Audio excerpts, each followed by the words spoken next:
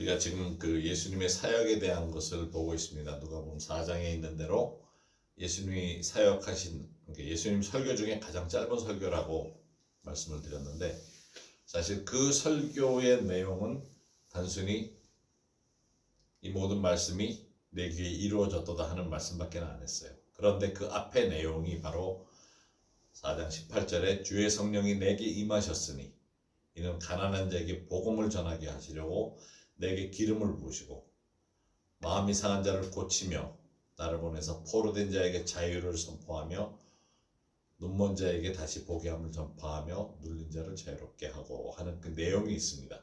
그래서 이 4장 18절 말씀 우리 다시 함께 읽도록 하십시다. 다 같이 읽어보십시다.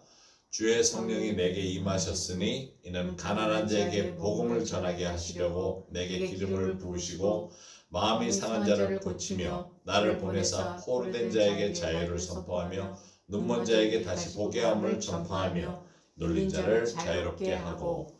우리가 이제 그 기름 부음에 대한 것을 마지막에 보기는 할 텐데, 이 내용을 보면 우리가 오늘은 세 번째 포로된 자에게 자유를 하는 내용으로 볼 겁니다. 예수님을 영접하는 순간에 우리가 사실은 이론적으로는 모든 것으로부터 다 자유함을 받아야 돼요. 모든 것으로부터 다 치유가 돼야 돼요.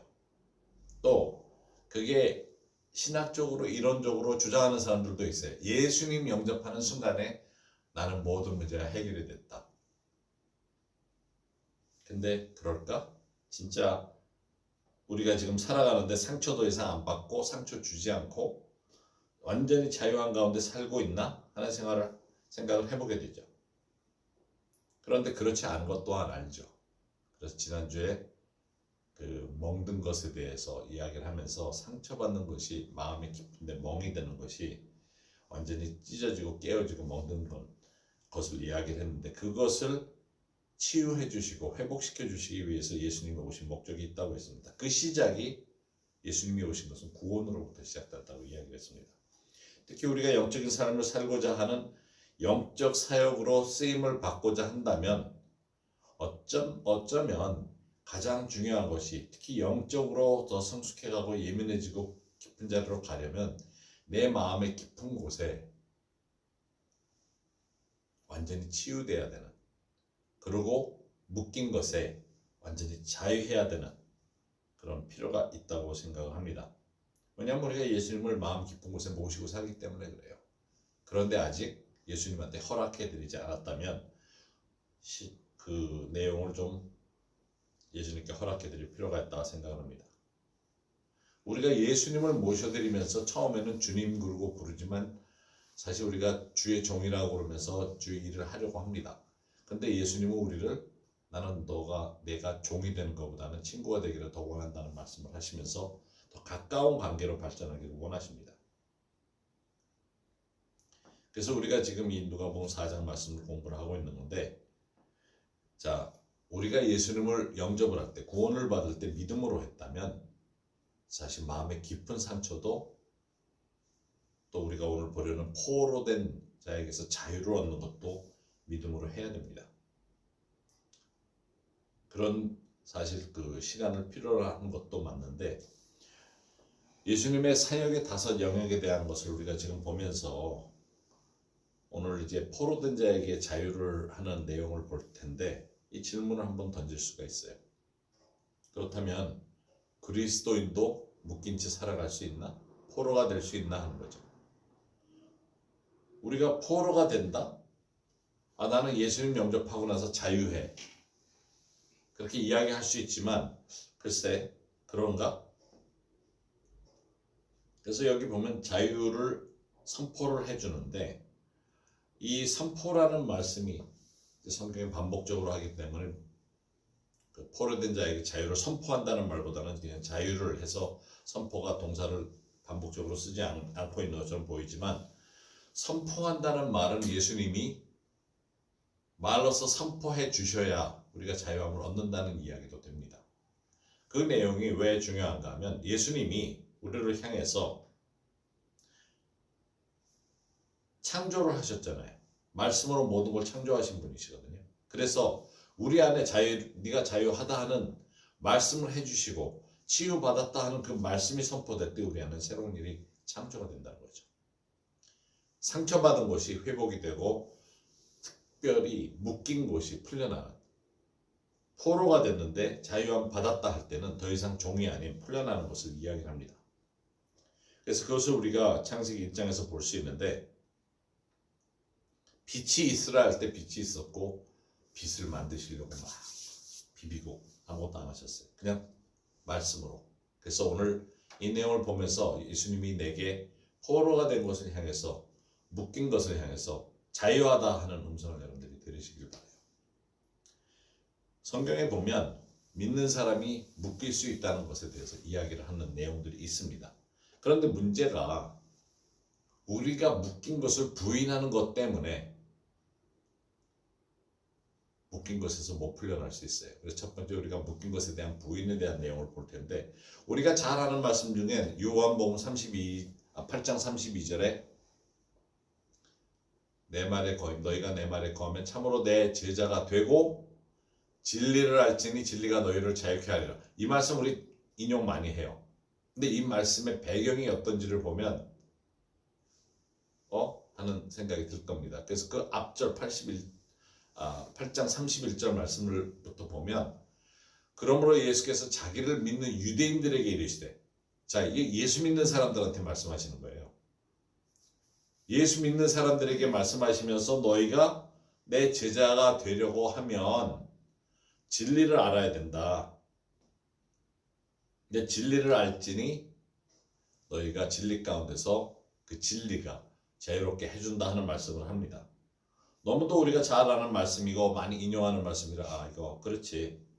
근데 이 말씀이 중요한 것은 제자로서의 삶을 살려면 진리가 계속적으로 우리를 자유롭게 해주도록 허락을 해야 된다는 말씀입니다.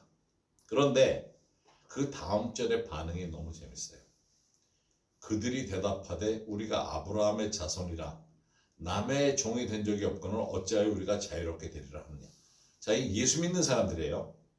예수님을 따라와서 이적도 보고 기도를 받아보기도 하고 치유도 경험하고 다 봤어요. 보여서 정기적으로 예수님이 나타날 때만 되면 예배드리기 위해서 모여드는 유대인들이에요. 그런데 진리가 너희를 자유케 하리라 그랬더니 뭔 소리야? 우리는 묶인 적이 없는데?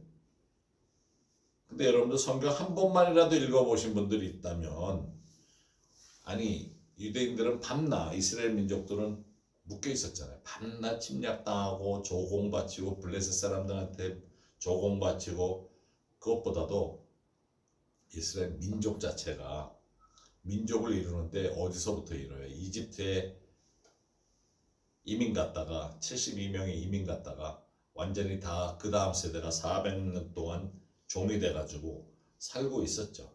모세가 하나님의 인도하심을 받아서 가서 그 사람들을 데리고 나올 때까지는 종이었잖아요. 또 이 말을 하고 있는 이 상황도 로마 군정하에 있었어요. 로마 군인들이 무서워가지고 유대인들이 반란을 일으키고 싶어도 감히 그렇게 하지 못하는, 그래서 그 당시 유대인들이 기도하고 있었던 것은 메시아가 와서, 근데 그 메시아가 누굽니까? 왕이나 군대 장관 같은 사람이 와가지고 싸워서 혁명을 일으켜서 로마 군인들을 쫓아내주기를 바랐던 거죠. 그 정도로 억압되어 있었는데 예수님이 진리가 너희를 자유케 하리라 하니까 뭔 소리야? 우리 눌린 적이 없고 종이 된 적이 없는데 자기 자신을 부인합니다. 많은 경우에 우리가 묶여있다는 것을 부인하게 되면 사실 나는 묶이지 않았는데, 그러면 그 진리가 들어갈 자리가 없는 거죠. 나는 아무런 문제가 없어. 근데 저희가 사역하면서 제일 좀 안타까웠던 게, 진리가 지속적으로 우리를 자유케 해준다는 그런 말씀인데, 진리가 들어오면 들어올수록 사람들이 마음의 깊은 곳에 뭔가 와서 닿으려 그러면 두려워하고 떠나요. 변화를 원치 않아요. 여기 유대인들도 예수님을 따라다니면서 이 사람들은 이적과 기사를 본 사람들이에요. 그런데도 마음의 깊은 곳에 진리가 너희를 자유롭게 하리라 하니까 이제 제자의 삶을 살아야 되는 자리에 가야 되는데 떠납니다. 이 말을 하면서, 근데 참 마음이 아픈 것이 생활의 변화를 요구할 때, 제자의 삶을 살아야 될 때, 말씀이 귀 있는 자는 들을지어다 할 때에 와 닿는 것에 대한 정죄감 때문에 첫 번째가 부인을 해버려요. 그리고 떠나갑니다. 우리 사역에도 많은 분들 그런 걸 봤어요. 예수님을 믿는 유대인들이 부인을 하죠. 나는 종이 된 적이 없다고. 너무 잘 먹고 잘 살고 있다고. 영적 성장을 위해서 제자도를 살아라 그랬을 때 나는 완벽하기 때문에 이런 게 필요 없습니다 하고 돌아서는 겁니다. 하늘나라에 가는 과정은 우리가 이 땅에 사는 동안에 계속적인 변화를 원하는 거죠. 우리는 변화해야 돼요. 종교적인 범주에서 벗어날 수 있어야 합니다. 두 번째는 죄로 인한 묶임에 대한 것을 이야기를 할 텐데, 34절 그 바로 다음 절에 예수께서 대답하시되 진실로 진실로 너에게 이르노니 죄를 범하는 자마다 죄의 종이라. 자, 진리가 너희를 자유롭게 하리라 그러니까 그 예수 믿는 사람들이 우리는 종이 된 적이 없는데 왜 이 얘기를 하지? 나랑 상관없는 건데. 그랬더니 예수님이 거기 하나 더 추가하세요. 죄를 범하는 자마다 죄의 종이라고. 근데 이 사람들이 부인한 것밖에 없는데 죄의 종이라고 얘기를 하시니까 생활에서도 아직 변화되지 않은 것도 지적을 하지만, 제가 처음에 읽었을 때 이 거짓말쟁이더라. 죄를 범하면 죄의 종이다는. 근데 믿는 사람들을 향해서 죄를 범하는 자라고 이야기를 하세요. 우리가 부인할 수 없는 것이 우리가 연약하기 때문에 언제든지 죄를 범할 수 있죠. 여기서 범하다 하는 그 말은 단순히 죄를 지은 것이 아니라, 이 범하다는 단어는 죄를 향해 헌신적이다 하는 말입니다. 죄가 생활화되어 있다는 말이고, 그 죄를 반복적으로 범하기 때문에 생활화되어 있다는 것을 이야기를 합니다. 그래서 죄에 대한 것을 그렇게 이야기를 하고 있는 것이기도 하죠.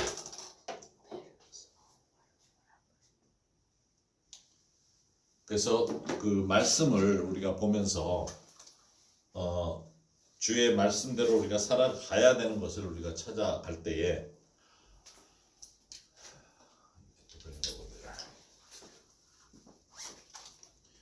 예수님의 말씀을 찾아가야 합니다.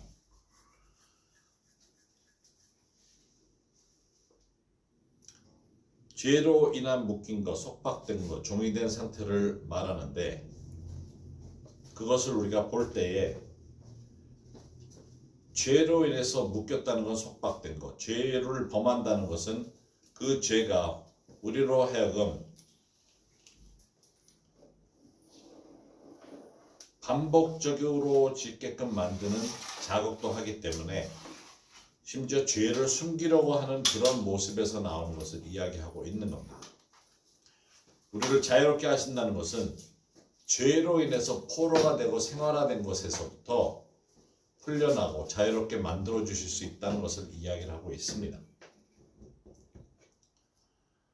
영어에 그 음주운전 그러면 DUI, 그래서 Driving Under the Influence라고 합니다.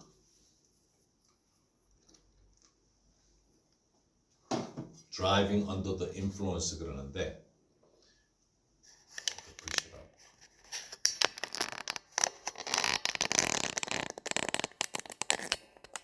그게 운전하는데 영향을 받고 있다는 말입니다. 우리 삶을 사는 데 있어서 여러 가지로 영향을 받을 수가 있어요. 그것이 중독성이 있다면 중독된 것으로부터 자유를 받아야 합니다. 특히 완전히 풀려나야 되는 것을 이야기할 때 이게 죄일 경우에는 더 중요하죠. 죄를 범하는 자가 죄의 종이 되기 때문에. 음주운전을 한 사람이 경찰에 잡힌 다음에 나는 크리스찬이기 때문에 이 모든 영향에서부터 자유합니다 해봐야 감옥에 가는 거랑 똑같아요. 예수 믿었기 때문에 믿습니다. 나는 죄를 범할 수 없습니다 하는, 영향을 받지 못합니다 하는, 부인한다 그래서 되는 것이 아니고, 죄의 종이 된다면 사실 이런 영향을 받게 되면 내가 분별할 수 있는 능력이 없어지는 거죠. 나도 모르게 헌신적으로 그쪽으로 끌려가다 보면 그것이 마약이든 전화든 게임이든 음란물이든 계속적으로 내 시선을 그쪽으로 놓고 살다 보면 영향을 받아서 내 직장에, 가정에, 나의 삶에 모든 곳에 영향을 끼칠 수 있다는 겁니다. 악한 영향을 끼치는 거죠. 그 다음에 세 번째, 용서하지 못하는 묶임에 대한 것을 이제 볼 텐데, 이것도 풀려나야 되는, 용서하지 못하는 것도 마찬가지입니다. 베드로가 마태복음 18장 21절 22절에 그때 베드로가 나와 이르되 주여 형제가 내게 죄를 범하면 몇 번이나 용서할 줄이까 7번까지 하오리까 하는 질문을 했는데, 그 질문은 사실 7번까지 하면 그 다음에 한 대 줘 박아도 됩니까 하는 질문이에요. 7번까지, 하루에 7번도 힘들 것 같은데, 미안해 그랬을 때 용서하는 것도. 근데 예수님께서 이르시되 내게 이르노니 7번뿐 아니라 7번을 70번까지라도 할지니라. 하루에 490번 하라 그러니까 자는 시간 빼놓으면 이건 너무 많은 거죠. 그러면서 용서에 대한 것을 확실하게 말씀을 하시는데, 그 다음 말씀에 그러므로 천국은 그 종들과 결산하려 하던 어떤 임금과 같으니 하면서 비유를 말씀을 하시는데, 여기서 예수님은 임금입니다. 왕으로서 지금 대변되고 있고 예수 믿는 사람들을 종이라고 합니다. 근데 이 내용이 참 흥미로운 것이 우리가 아는 내용이기 때문에 더 흥미로워요. 결산할 때 10,000달란트 빚진 자 하나를 데려오는데 갚을 게 없어요. 당시 10,000달란트, 지금 화폐로 계산을 하면 10,000달란트면 요즘 시세로 달러로 했을 때 5,280만 달러, 한국 돈으로 계산을 해보니까 712억이에요. 712억 8천만 원. 그 주인이 명하여 그 몸과 아내와 자식들과 모든 소유를 다 팔아 갚게 하라. 빚을 지면 내 몸도 팔아야 되고, 이게 종으로 묶이는 거죠. 아내도 팔죠. 자식까지도 팔리죠. 그러자 그 종이 엎드려 절하며 이르되 내게 참으소서 다 갚으리이다 하고는 그 종의 주인이 불쌍히 여겨 놓아 보내며 그 빚을 탕감하여 주었더니, 용서를 구하니까 용서를 받아요. 구원받으면 용서를 받은 것에 대한 겁니다. 우리 죄가 얼마나 많았는지, 우리 죄가 712억이에요.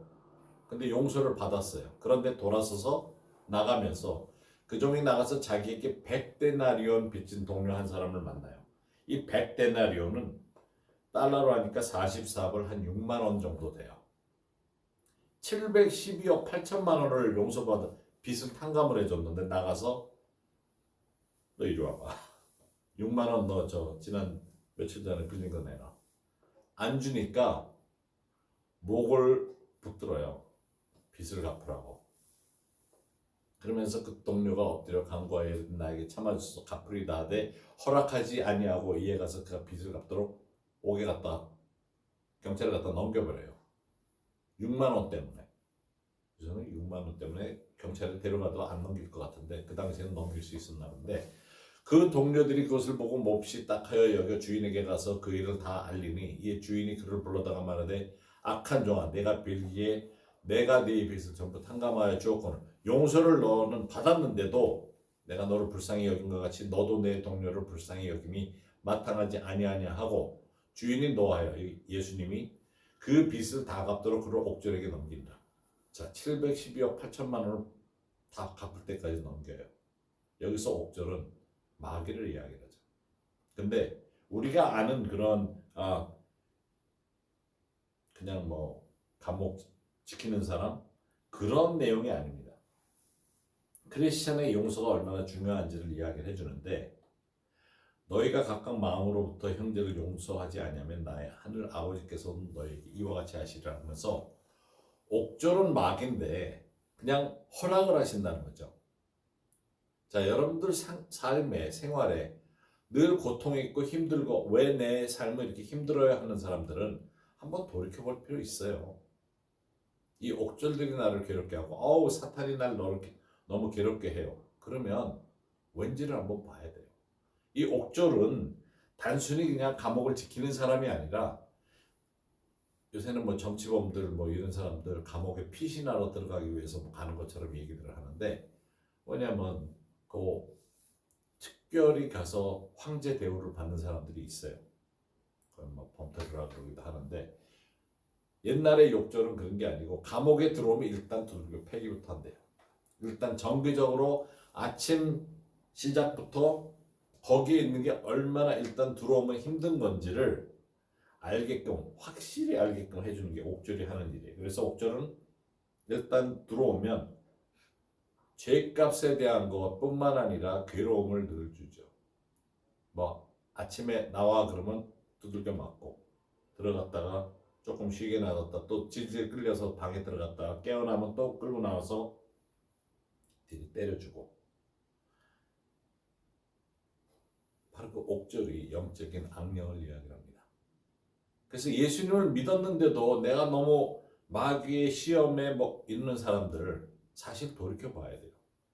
내가 아직 용서하지 않고 나는 712억 8천만 원에서 용서를 받았는데 6만 원 빚진 사람, 내게 상처 줬다 그러는 사람이 용서를 못하고 있다? 그러면 결과가 힘든 거는 내가 만들어낸 것일 수 있다는 거죠. 왜 사랑의 하나님께서 이렇게 옥졸들에게 넘겨서 힘들게 하십니까? 왜 내 삶에 어려움이 늘있게끔 만드시냐고요. 사랑의 하나님이라면서. 사랑하시기 때문에 하는 거죠. 더 나쁜 데로 가지 못하게 하려고 허락을 하시는 겁니다. 마음이 아프시지만 우리가 회개하고 돌아올 수 있는 기회를 주시려고 하는 거죠. 근데 이렇게 어려움을 허락하신 내용이 구약에는 너무 많아요. 성경을 읽다 보면 이스라엘 민족이 하나님을 잘 섬기다가 또 딴짓하면 다른 민족이 와서 고통을 주고 잡아가고 공격하고 침략하고 속박되고 그런 반복적인 묶인 삶을 살아요. 그러다가 또 괴로우니까 아이고 하나님 그러면 요새는 아이고 하나님 기도가 제일 빨리 응답될 것 같은데 용서를 구하면서 내가 바뀌면 하나님이 그 부르짖음을 들으시고 회개하고 나올 때 또 풀어주시죠. 허락을 하십니다. 근데 반복적인 죄의 길을 택하기 때문에 반복적으로 또 죄를 짓고 용서를 하지 않기 때문에 사랑의 아버지가 그 자식들이 잘 갈 수 있도록 몰고 가시는 걸 볼 수 있어요. 죄는 중독과 같아서 앞서도 말씀드렸지만 일단 빠지게 되면 빠져나오기가 힘들어요. 그래서 우리 주위에 있는 사람들에게도 나쁜 영향을 끼치는 겁니다.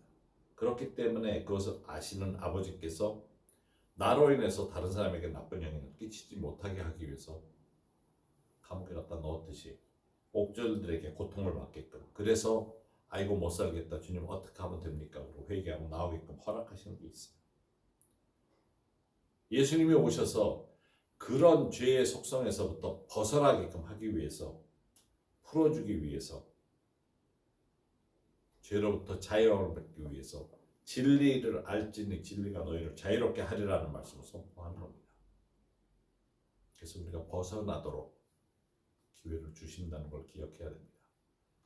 예수님이 오신 목적이 거기에 있어요. 또 이런 귀신으로부터의 묶음. 앞에는 귀신이 괴롭게 하는 것을 이야기했지만 여기는 귀신으로부터의 묶음인데 갈라디아서 3장 7절에 보면 그런즉 믿음으로 말미암은 자들, 예수 믿는 사람들, 예수님을 믿은 자들은 아브라함의 자손인 줄 알지어다. 아브라함의 자손이라고 할 때에 신약에서 말하는 것은 예수님을 믿는 사람을 이야기를 합니다. 신약에서는 갈라디아서가 쓰여지고 했을 때 이 누가복음도 그렇고 복음서에서 예수님이 말씀하실 때 아브라함의 자손 그러면 예수 믿는 사람들을 이야기를 하고 있어요. 그 테두리를. 그런데 여기 중요한 내용이 한 가지 우리가 오늘 보려고 하는 마지막으로 보는 내용인데 마태복음 13장 10절에서 11절에 13절까지 말씀을 먼저 11절까지 읽으면 예수께서 안식일에 한 회당에 가르치실 때 회당에 들어가서, 회당은 앞서도 말씀드렸지만 여기저기 많이 있다 그랬어요. 그래서 그곳에 안식일 날 들어가시면 그날 가서 가르칠 수 있는 사람은 뭐 외부인도 되고 다 돼요. 근데 여기는 예수님 동네가 아닌 어떤 안식일에 어떤 회당에 들어가신 겁니다. 거기에 가르치시는데 18해 동안이나 귀신 들려 앓으며 꼬부라져 조금도 펴지 못하는 한 여자가 있더라.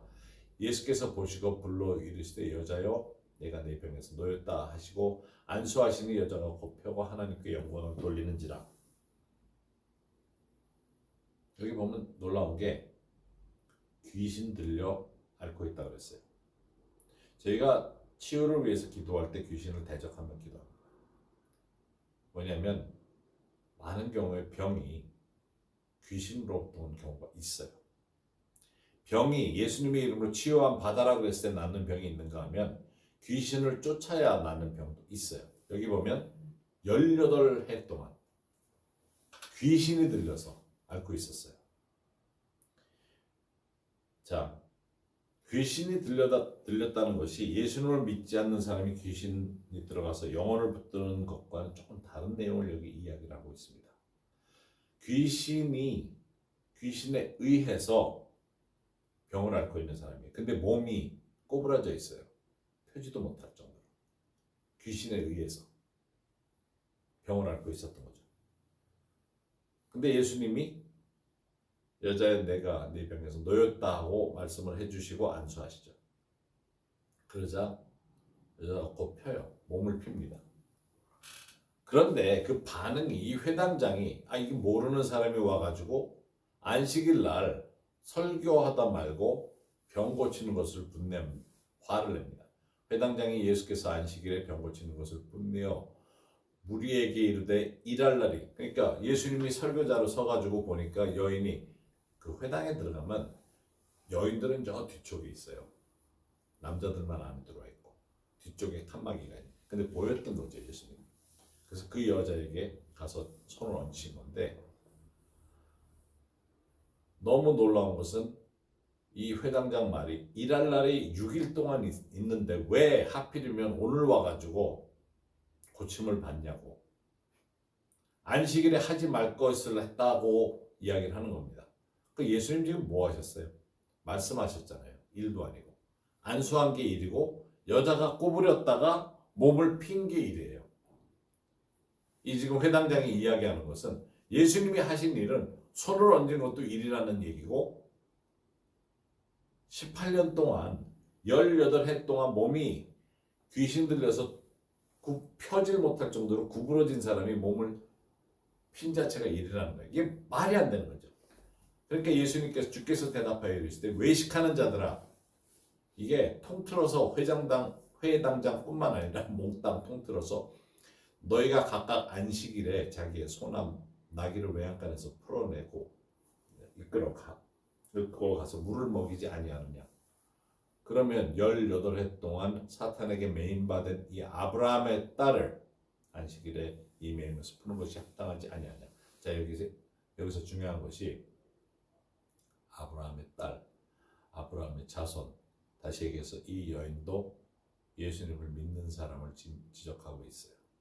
그런데 18해 동안에 사탄에게 고통을 받고 있었다는 거죠. 사탄이 우리를 계속 괴롭히면서 묶으려고 한다는 것을 기억해야 됩니다. 아브라함의 딸, 예수님을 믿는 사람인데도 치유를 받지 못하고 있었다가 안식일날 치유를 받는 장면이기도 합니다. 예수 믿는 사람이라도 얼마든지 매인받을 수 있어요. 이 말씀대로 사탄에게 매인받을 수 있어요. 귀신이 들렸다는 의미가 아니라 사탄이 나를 육신적으로, 영에 대한 것만 이야기하는 것이 아니라 영으로도 우리가 이야기를 했죠. 괴롭혀요. 옥졸이 괴롭히듯이. 그런데 여기는 육신적으로도 괴롭히는 일을 계속 한다는 겁니다. 그래서 푸는 것이 합당하다고 이야기를 하시죠. 이 매임에서 푸는 것이 합당하지 아니할 때, 여기 푸는 것은 요한복음 11장에 나사로가 무덤에서 나왔을 때 예수님이 완전히 꽁꽁 묶여있는 나사로가 어떻게 나왔든지 하여튼 굴에서 나왔을 때 풀어 놓아 다니게 하라 하는 말씀을 하십니다. 여기서도 이 매임에서 풀어내라고, 풀어주라고, 자유롭게 하라고 이렇게 풀어주는 것이 합당하지 않냐 하는 말씀을 하시는 겁니다. 예수님이 오신 것은 구원해 주셔서 우리를 묶인 데서부터 풀어주시고자 하는 일이 있습니다. 괴로워하며 자책하며 살아갈 필요가 없는 거죠. 예수님은 우리가 잘 되는 것을 보기를 원하세요. 그래서 잘못 가는 것을 보기를 원치 않으시기 때문에 옥절도 허락하실 때가 있지만 또 동시에 마귀에 의해서 묶인 자들이 완전히 자유해지고 포로돼서 묶인 것에서부터 풀려나게 되기를 원하시는 겁니다. 진리가 우리를 자유롭게 합니다. 예수님의 말씀이 선포되었을 때 그 말씀으로 인해서 천지가 창조되듯이 풀려나게 합니다. 그래서 우리가 기도할 때 기도하면서 들으며 기도해야 된다는 말을 많이 하는데 들을 때에 예수님이 기도하는 중에 내가 자유함 입었다 하는 말씀을 듣는 것이 굉장히 자유함을 주는 역사라는 걸 기대하셔야 돼요. 예수님이 자유함을 네가 해방되었다, 자유함을 받았다, 진리가 너를 자유롭게 했다는 음성을 듣게 되면 내 안에 새 일이 창조된다는 것을 기대하실 필요가 있어요. 기대해도 돼요. 그래서 이 시간에 기도하십시다. 예수님께 기도하면서 나를 사랑하시기 때문에 묶인 것에서 풀려나올 수 있도록 원하시는 것을 기도하십시다. 이제 신앙생활을 하면서 더 이상 묶일 필요가 없다는 것을 기억하시기 바랍니다. 그러면서 동시에 내가 말씀을 들었는데도 주님은 나를 더 깊은 곳으로 데려가겠다 하시고 제자로서 삼아